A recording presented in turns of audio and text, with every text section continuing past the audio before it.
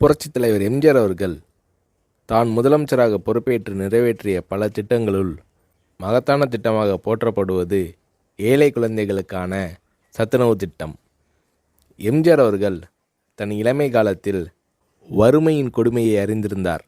எனவே தான் முதலமைச்சரான பின் பள்ளி குழந்தைகளின் ஆரோக்கியத்தை பற்றி எம்ஜிஆர் அவர்கள் பெரிதும் அக்கறை காட்டினார்.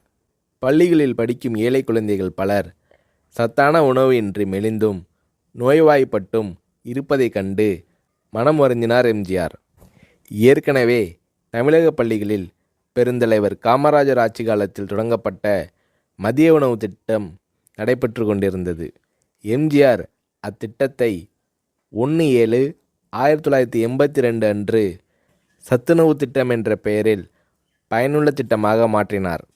எம்ஜிஆர் அவர்கள் சத்துணவு திட்டத்திற்காக 100 கோடி ரூபாயை ஒதுக்கீடு செய்தார்.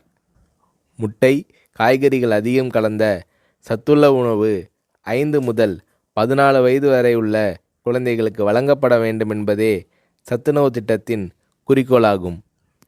இந்திய பொருளாதார முன்னேற்றம், தொழில் முன்னேற்றம் என்பதை விட இன்றைய குழந்தைகளின் பசியும் ஆரோக்கியமும் அவசியம் என்பதை உணர்ந்தே சத்துணவு திட்டத்தை நான் அறிமுகப்படுத்தினேன் என்று சத்துணவு திட்டம் பற்றி எளிமையாக விளக்கமளித்தார் எம்ஜிஆர். எம்ஜிஆர் அவர்கள் அறிமுகம் செய்த சத்துணவு திட்டத்தை உலகமே வியந்து பாராட்டியது. மேலை நாட்டு தலைவர்கள் மற்றும் மக்கள் தொண்டு அமைப்புகளும் இத்திட்டத்தால் ஈர்க்கப்பட்டனர்.